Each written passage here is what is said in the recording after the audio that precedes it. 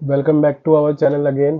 तो आज हम देखने वाले हैं जेटपैक कंपोज के बारे में कि जेटपैक कंपोज क्या होता है और कैसे इसमें हम स्टेट मैनेजमेंट को करते हैं।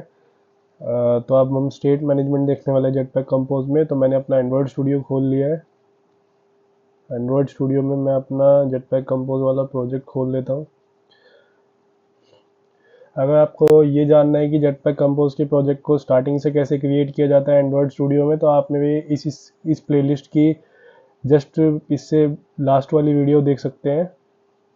तो आपको उसमें डिस्क्रिप्शन में बताया गया है, प्रॉपरली डिस्क्राइब किया गया है कि कैसे आपको जेटपैक कंपोज का प्रोजेक्ट बनाना है, कैसे उसको रन करना है, कैसे सेटअप करना है, कैसे रन करना है और कैसे पूरा जेटपैक कंपोज का प्रोजेक्ट बनाया जाता है। तो ये मेरा प्रोजेक्ट जो है वो जब तक लोड हो रहा है तब तक मैं खोल लेता हूँ गूगल क्रोम।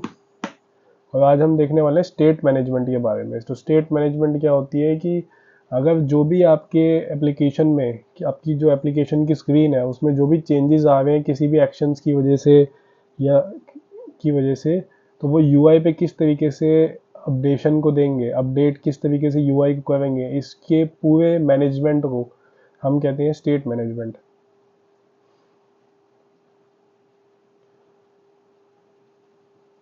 तो चलिए मैं आपको दिखाता हूँ।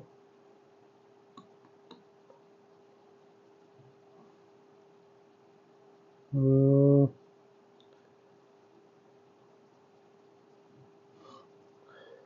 तो ये आप देख सकते हैं स्टेट मैनेजमेंट जो होती है जेटपैक कंपोज में, वो डायनामिक इंटरैक्टिव यूआई बनाने में मदद करती है। यानी कि जो आपके चेंजेस आते हैं किसी भी डायनामिक यूआई में, यानी यूआई जो चेंज होता रहता है बार बार, जैसे कि आपने एप्लीकेशंस में देखा होगा जोमेटो स्विगी में, वहाँ पे ऑफर्स आते रहते हैं तो वो ऑफर्स चेंज होते रहते हैं, उसकी स्क्रीन पे बैनर्स वगैरह चेंज होते रहते हैं, जो नंबर ऑफ ऑर्डर्स हैं जो आपने कार्ट में ऐड किए हैं उसमें जो नंबर जो काउंटिंग होती है वो भी चेंज होती रहती है। तो इस तरीके से जो भी यूआई जो होते हैं जो डायनेमिकली चेंज होते रहते हैं उसमें हमें स्टेट को मैनेज करना पड़ता है। तो ये जेटपैक कंपोज में हमें दोबारा से सीखना पड़ेगा, क्योंकि जो हम नॉर्मल जो एंड्रॉयड का प्रोजेक्ट बनाते हैं जिसमें कॉटलिन प्रोग्रामिंग लैंग्वेज या फिर जावा प्रोग्रामिंग लैंग्वेज को जब हम यूज़ करते हैं तो उसमें क्या होता है कि आपको स्टेट मैनेजमेंट जावा या कॉटलिन की, यानी कि जो लॉजिक है वहाँ पे आप स्टेट मैनेजमेंट को करते हो, और जो सेपरेट होता है जो डिज़ाइन फाइल होती है उसमें आप कोई भी स्टेट मैनेजमेंट नहीं करते हो। बट यहाँ पे जेटपैक कंपोज में क्या होता है कि हम जावा और कॉटलिन की जो वो जो फाइल होती है उसी में स्टेट मैनेजमेंट को हम करते हैं, और डिज़ाइनिंग भी उसी में करते हैं और लॉजिक भी उसी में लिखते हैं। तो इसलिए हमें स्टेट मैनेजमेंट को इसके केस में भी दोबारा देखना पड़ता है। और वो जो होता है वहाँ पे जो जेटपैक कंपोज होता है उसमें यूआई डिक्लेरेटिव होता है, जैसे कि यहाँ पे बताया गया है कि यूआई को आपको डिक्लेयर करना पड़ता है एज पर लॉजिक। तो यहाँ पे मैं जेटपैक कंपोज का जो मेरा प्रोजेक्ट है यहाँ पे मैं देखो यूआई को डिक्लेयर कर रहा हूँ। कैसे डिक्लेयर कर रहा हूँ, यहाँ पे मैं आपको एक स्क्रीन दिखाता हूँ। ये हमारी आइटम ग्रुप की स्क्रीन है। तो यहाँ मैंने ये जो जो कंपोजिबल है @कंपोजिबल, ये जो है यहाँ इस तरीके से मैंने यूआई को पूरा डिस्क्राइब करा करा हुआ है और डिक्लेयर करा हुआ है कि आइटम ग्रुप नाम की एक स्क्रीन होगी जिसमें यहाँ पे सबसे पहले कॉलम होगा, कॉलम के अंदर बटन्स होंगे और बटन्स के साथ साथ और भी चीज़ें होंगी, वर्टिकल ग्रिड होगा, आइटम्स होगा। तो यूआई जो होता है डिक्लेरेटिव होता है जेटपैक कंपोज में, जबकि उसमें मैनिपुलेटिव होता है, उसमें आप जो चाहे वो बना सकते हैं एक्सएमएल में, और वो लेआउट आपका डायरेक्टली वेंडर होगा। और अगर वो यूआई डिक्लेरेटिव है जेटपैक कंपोज में, यानी मैं यहाँ पे जो डिक्लेयर कर रहा हूँ कि भाई अगर अगर ये होगा, इफ़ एवर मैसेज एम्प्टी है, अगर एम्प्टी नहीं है तो टेक्स्ट ऐसी होगी, नहीं तो कुछ और होगी। यानी कि हमें पूरे कंडीशंस देनी पड़ती है जेटपैक कंपोज में। अगर ऐसा नहीं होगा तो ऐसा होगा, तो इस हिसाब से स्टेट भी चेंज होती है। यानी कि पहले टेक्स्ट था, अगर एरर आ रहा है तो यहाँ पे एरर की टेक्स्ट दिखानी है, तो इसलिए आपका जो स्टेट है वो चेंज हो जाएगी। एम्प्टी स्टेट से कोई टेक्स्ट आ जाएगी तो टेक्स्ट आ जाएगी वहाँ पे, तो उससे भी स्टेट चेंज होता है। तो पहला जो तरीका है स्टेट मैनेजमेंट का वो है कंपोजिबल फंक्शन। तो कंपोजिबल फंक्शन का यूज़ करके आप स्टेट चेंज होती है अपने आप जेटपैक कंपोज में। तो ये वाली जो स्टेट चेंज है ये ऑटोमेटिकली होती है, क्योंकि मैं आपको समझाता हूँ जेटपैक कंपोज में अगर आपको जेटपैक कंपोज के बारे में बिल्कुल भी नहीं पता है तो आप हमारी पिछली वीडियो को देखिए इसी प्लेलिस्ट में, आपको समझ आएगा कि जेटपैक कंपोज होता क्या है, उसकी क्या फ़ायदे हैं और क्यों हम जेटपैक कंपोज को यूज़ करते हैं और कैसे उसके एक बेसिक प्रोजेक्ट को बनाया जाता है। तभी आपको ये सीरीज़ समझ में आएगी, इसलिए आप वीडियो को अभी के अभी स्किप करके पिछली वाली वीडियो पे जा सकते हैं और फिर आप वापस यहाँ पे आ सकते हैं ताकि आपको बेटर अंडरस्टैंडिंग आए इस वीडियो के बारे में। तो ये है एक जेटपैक कंपोज की एक्टिविटी, एंड्रॉयड एक्टिविटी, जिसमें ये आइटम ग्रुप एक्टिविटी का नाम है और यहाँ पे मैंने कंटेंट सेट किया हुआ है आइटम ग्रुप स्क्रीन जो है हमारी कंपोजेबल है। तो ये आप देख सकते हैं ये कंपोजेबल हमने डिक्लेयर किया हुआ है जिसमें कि पैरामीटर्स दिए हुए हैं। ये वाला जो पैरामीटर है ये व्यू मॉडल है, ये मैंडेटरी नहीं है। आप कोई भी अगर कंपोजेबल बना रहे हो तो ये आपकी चॉइस है कि आपको कोई भी पैरामीटर डिफाइन पास करना है इसमें या नहीं करना। तो ये जो कंपोजेबल है ये एनोटेशन हमेशा लगता है जब भी आप किसी अपने यूआई स्क्रीन को डिफाइन करते हो, और जब ये दोनों आपस में मिला के क्या कहलाते हैं, कंपोजेबल कहलाते हैं। तो आइटम ग्रुप स्क्रीन एक कंपोजेबल है, स्क्रीन की जगह हम इसे कंपोजेबल कहेंगे। तो याद रखिए, आपको जो भी स्क्रीन हम जेटपैक कंपोज में बनाते हैं उसे स्क्रीन ना बोल के कंपोजेबल बोलेंगे। तो इस आइटम ग्रुप स्क्रीन कंपोजेबल को हमने यहाँ डिफाइन किया हुआ है कि इसमें कॉलम होगा, और कॉलम क्या होता है आपको पता ही है। अगर आपको नहीं पता कि कॉलम एक लेआउट का टाइप है, लेआउट और यूआई एलिमेंट्स क्या होते हैं ये इससे जस्ट पिछली वीडियो में मैंने बताया हुआ है आपको, आप वहाँ पे जा सकते हो। लेआउट और यूआई एलिमेंट्स क्या होते हैं वो आपको वहाँ पता चल जाएगा। तो इस कॉलम लेआउट के अंदर यहाँ बटन्स नाम का यूआई एलिमेंट दिया हुआ है मैंने, और टेक्स्ट नाम का यूआई एलिमेंट दिया हुआ है। अगर लोडिंग होगी तो सर्कुलर प्रोग्रेस इंडिकेटर यानी सर्कुलर प्रोग्रेस बार दिखाया जाएगा, ठीक है। और एरर होगा तो एरर टेक्स्ट दिखाया जाएगा। तो इस तरीके से ये पूरा का पूरा लेआउट मैंने डिफाइन किया हुआ है यहाँ पे। और अगर सब कुछ सही रहा तो यहाँ पे ये लेजी वर्टिकल ग्रिड आपको पता है एक तरीके से रिसाइकलर व्यू का काम करती है, जैसे कि हमारी एंड्रॉयड में जो एक्सएमएल में होता था वहाँ पे रिसाइकलर व्यू होता था, बट यहाँ पे लेजी वर्टिकल ग्रिड करी गई है। अब ये ग्रिड लेआउट में बनेगा ये, तो ये ग्रिड लेआउट का सब्स्टिट्यूट है, या फिर आप रिसाइकलर व्यू को ग्रिड में कन्वर्ट कर लेते हो लेआउट मैनेजर में जैसे आप पहले करते थे, वो यहाँ पे यूज़ किया गया है कि यहाँ ग्रिड लेआउट बनाया गया है। तो ये क्या करेगा, यहाँ डिफाइन किया गया है कि काउंट जो है उसका सेल्स का काउंट 2 होगा, कॉलम 2 होंगे, और वो जो होगी वो आइटम्स के अकॉर्डिंग अरेंज होती जाएगी। तो ये सब कोड बनाया गया, ये पूरा का पूरा मिलके बनाता है एक कंपोजेबल को जिसका नाम है आइटम ग्रुप स्क्रीन। तो कंपोजेबल कैसे स्टेट मैनेजमेंट को चेंज करता है कि जब भी कोई कंपोजेबल कॉल होता है तो उसकी स्टेट चेंज हो जाती है, किसकी, आइटम ग्रुप एक्टिविटी की जो स्टेट है वो चेंज हो जाती है, क्योंकि इसमें कोई भी न्यू वैल्यू हो सकती है, क्योंकि इसमें डेटा आ रहा है। एज पर द कंडीशन भी यूआई चेंज हो सकता है, और एज पर द डेटा भी, कि अगर पर्टिकुलर टाइम पे डेटा कम आ रहा है या डेटा ज़्यादा आ रहा है या फिर डेटा में कोई चेंज है, तो एवरी टाइम जो है वो आपकी कंपोजेबल कंपोजेबल जो ये एनोटेशन है और ये जो कंपोजेबल मेथड है ये आपका आइटम ग्रुप स्क्रीन ये आपकी स्टेट को चेंज ऑटोमेटिकली कराएगा। तो ये स्टेट मैनेजमेंट का एक एग्जांपल है, क्योंकि ये रिस्पॉन्सिबल होता है यूआई को रेंडर करने में करंट स्टेट के अकॉर्डिंग। जब स्टेट चेंज होती है तो कंपोजेबल भी दोबारा से कॉल होता है, इन्वोक होता है, और स्टेट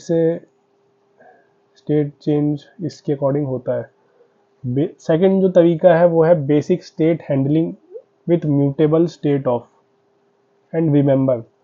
तो जो बेसिक लेवल की स्टेट मैनेजमेंट जो हम स्टेट हैंडलिंग करते हैं जेटपैक कंपोज के अंदर, अब ये जो पहली वाली थी कंपोजेबल फंक्शन, इसमें आपको पूरा का पूरा बड़ा एक कंपोजेबल डिफाइन करना पड़ता है, उसके अंदर आप अपने लॉजिक्स वगैरह लगाते हो और एपीआई कॉल या फिर डेटा चेंज के अकॉर्डिंग जो है वो आपकी स्टेट चेंज होती है। बट ये जो दूसरा वाला मेथड है इसमें basic state handling with mutable state of and remember, इसके अकॉर्डिंग म्यूटेबल स्टेट ऑफ और रिमेंबर ये दोनों कीवर्ड हैं जो कि यूज होते हैं स्टेट मैनेजमेंट को हम लोग मैनुअली जो है वो मैनेज कर सकते हैं जेटपैक कंपोज के अंदर। तो म्यूटेबल स्टेट ऑफ क्या होता है, एक स्टेट वेरिएबल बनाता है, स्टेट का वेरिएबल बनाता है। जब इस वेरिएबल की वैल्यू चेंज होती है तो इसकी स्टेट के हिसाब से कंपोज जो है वो दोबारा से रेंडर कर देता है यूआई एलिमेंट को, ठीक है। तो ये एक वेरिएबल क्रिएट करता है बेसिकली, जिससे हम स्टेट को चेंज करा सकते हैं और दोबारा से रेंडर करा सकते हैं यूआई एलिमेंट को और कंपोज को। तो आपने देखा होगा कि जब भी जेटपैक कंपोज में हम कंट्रोल एस दबाते हैं और कोई यूआई चेंज हमने कर रखा होता है तो हमारी जो यूआई है बिना क्या कहते हैं बिना दोबारा एप्लीकेशन इंस्टॉल हुए वो चेंज हो जाता है बाई हॉट रीलोड जिसे हम कहते हैं। तो वहाँ पे क्या एक्चुअल में ये हो रहा होता है कि जो म्यूटेबल स्टेट ऑफ का हम यूज़ करते हैं और म्यूटेबल स्टेट ऑफ हमारी स्टेट को हैंडल करके रखता है इनिशियल स्टेट को, और जैसे ही हम कुछ चेंजेस उसमें कराते हैं तो वो कंपोज को दोबारा री रेंडर कराता है, जो एट द रेट कंपोजेबल हमने पूरा कंपोज बनाते हैं।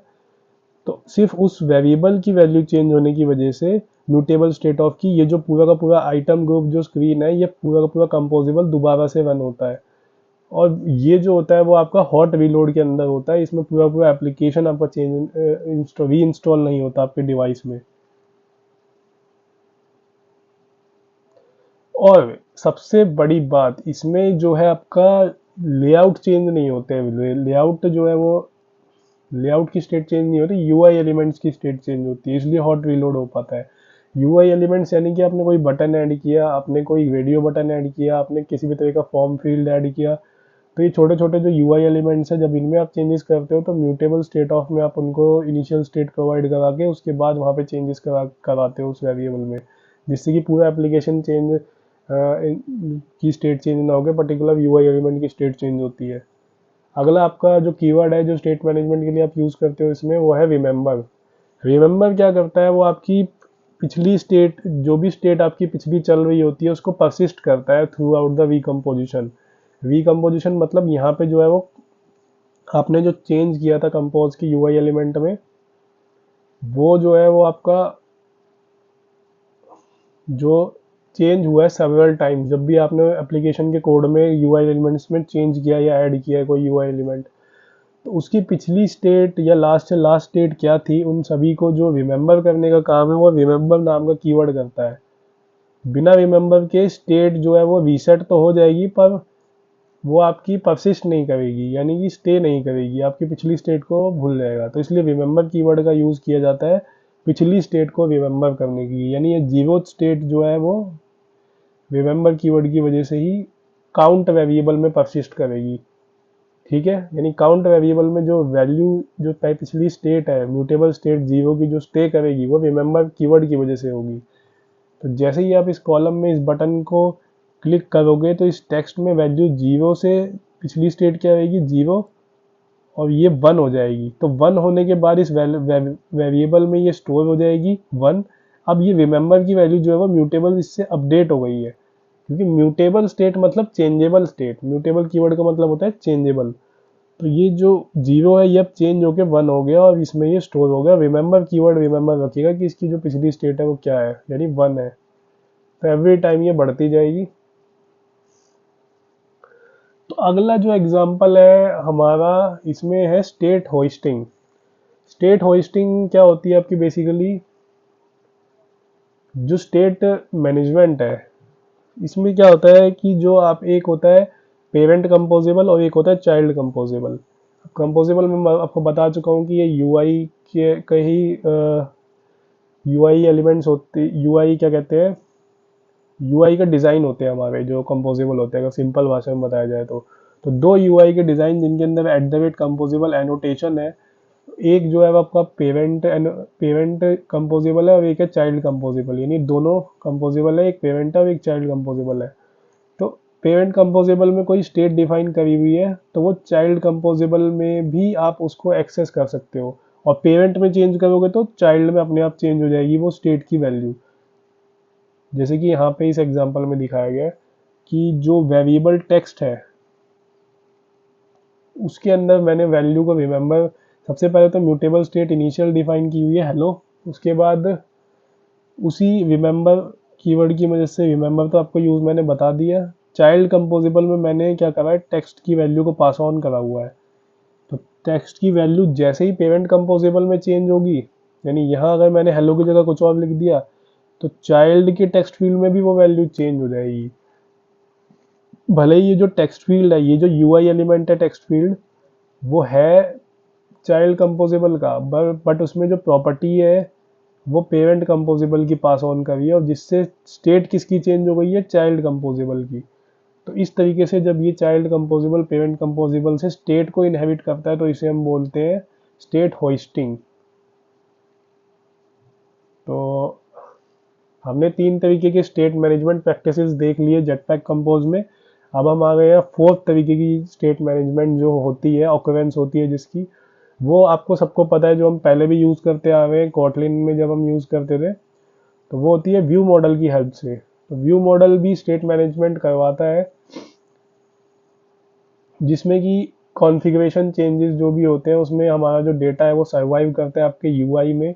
जैसे कि लेट अस सपोज आपका जो ओरिएंटेशन है, आपका मोबाइल एप्लीकेशन वर्टिकल में चल रहा था, बट आपने उसकी मैनिफेस्ट फाइल में ओरिएंटेशन आपने अपनी एक्टिविटी का फिक्स नहीं कर रखा, तो आपका जो एप्लीकेशन है वो हॉरिजॉन्टल भी हो सकता है, वर्टिकल भी हो सकता है स्क्रीन लॉक हटाने पे। तो पूरा यूआई डैमेज हो जाएगा अगर आपने उसको क्या कहते हैं हैंड उसमें करा हुआ है।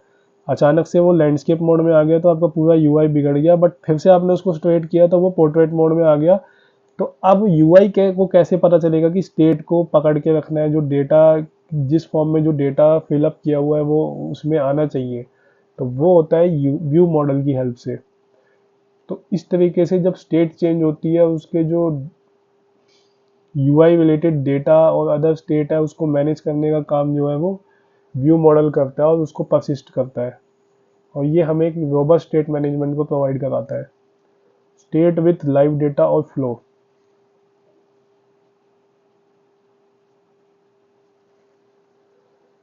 लाइव डेटा में भी जैसे हम व्यू मॉडल का यूज़ करते हैं, तो उसमें व्यू मॉडल हमें एक और फैसिलिटी प्रोवाइड करवाता है कि लाइव डेटा और फ्लो में भी हम डेटा को ले सकते हैं, which can be observe in compose. Collect as state और ऑब्जर्व एज स्टेट का यूज़ करके, जैसे कि अब मैंने यहाँ पे मेरा ये कंपोजेबल है और ये मेरा कंपोजेबल का नाम है माई स्क्रीन। यहाँ मैंने व्यू मॉडल को गेट किया हुआ है, क्योंकि व्यू मॉडल से ही मैं डेटा लूँगा अपने यूआई में, क्योंकि आपको पता है एमवीएम में सब जो हमारा बिजनेस लॉजिक होता है, जो भी डेटा का काम होता है वो व्यू मॉडल में होता है, और जो स्क्रीन होता है, जो यूआई होता है, अब यूआई हमारे जेटपैक कंपोज में कंपोजेबल्स होते हैं। तो यहाँ पे मैं व्यू मॉडल से डेटा गेट करूँगा, इसलिए मैंने व्यू मॉडल को पास कराया हुआ है इसके मेथड में जो कंपोजेबल है, और ताकि मैं इसको एक्सेस कर सकूँ इस मेथड के अंदर भी। तो व्यू मॉडल से मैंने डॉट यूआई स्टेट करके कलेक्ट स्टेट करके डेटा को गेट किया, और इसकी वैल्यू को, स्टेट की वैल्यू को मैंने यूआई स्टेट में गेट कर लिया, और यूआई स्टेट की वैल्यू को मैंने यहाँ टेक्स्ट मैसेज में प्रिंट करा लिया। यानी कि फ्लो को हम ऑब्जर्व कर सकते हैं कि क्या डेटा फ्लो हो रहा है व्यू मॉडल में, और व्यू मॉडल आपको पता ही है कि जो जो स्टेट को मैनेज करके रखता है। Side effects and state management.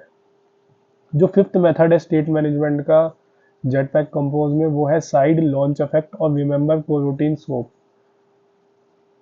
तो साइड यूज होता है, side effect use for non recomposable actions that need to happen when the composition changes.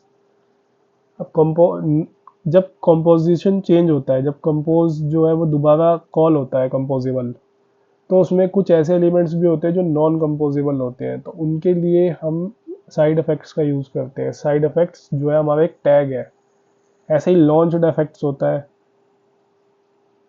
Launched effect use होता है कंपोजिबल के अंदर ही यूज़ होता है, और जब भी कोई कंपोजिबल दोबारा रीलॉन्च होता है तो हम लॉन्च इफेक्ट का यूज़ करते हैं।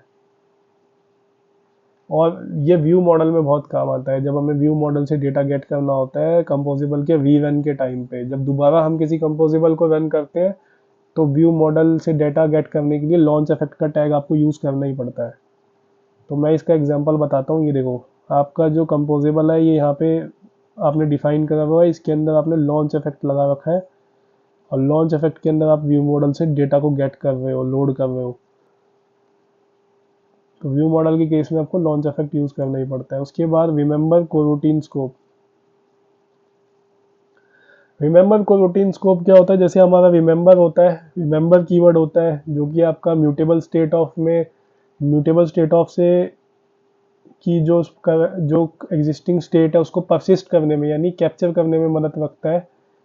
वैसे ही रिमेंबर कोरूटीन स्कोप, कोरूटीन कोरोटीन्स जो होते हैं, कोरोटीन्स किस लिए यूज़ होते हैं? कोरोटीन्स कोटलिन में यूज़ होते हैं मल्टीपल एसिंक्रोनियस टास्क को एक साथ रन कराने में जो हेल्प करते हैं, इस वो कोरोटीन्स होते हैं। और इसी तरीके से अगर कोरोटीन्स में कोई रिमेंबर कोरोटीन स्कोप का कीवर्ड होता है तो वो उसके एसिंक्रोनियस ऑपरेशंस जो बहुत सारे चल रहे होते हैं उनकी एक साथ जो स्टेट को परसिस्ट करने में या फिर कैप्चर करके रखने में जो स्टेट को हेल्प करता है वो होता है रिमेंबर कोरोटीन स्कोप कीवर्ड। तो इसका यूज़ करके आप वेरिएबल क्रिएट कर सकते हो और साथ में म्यूटेबल स्टेट ऑफ लगा सकते हो, जिससे कि आपको एक कलेक्टिव स्टेट मिल जाएगी उन सारे एसिंक्रोनियस ऑपरेशंस की जिनकी स्टेट आपको कैप्चर करके रखनी है through out the composing. So these are the 5 methods of state management in Jetpack Compose। इन तरीकों से जो है वो Jetpack Compose में स्टेट को मैनेज किया जाता है। और अगर आपको स्टेट मैनेजमेंट प्रॉपरली अगर आपको मैनेज करना है अपने Jetpack Compose के एप्लीकेशंस में तो आपको इनको यूज़ करना ही पड़ेगा। तो thanks for watching the video. अगर आपको कोई डाउट है तो फिर आप हमारे कमेंट सेक्शन में कमेंट्स डाल सकते हैं, हम आपके कमेंट्स का रिप्लाई ज़रूर देंगे। और अगर आपको वीडियो पसंद आई तो आप हमारे चैनल को सब्सक्राइब करें, वीडियो को लाइक करें और शेयर करें ताकि और भी ज़्यादा लोगों की हेल्प हो पाए। Thanks for watching the video.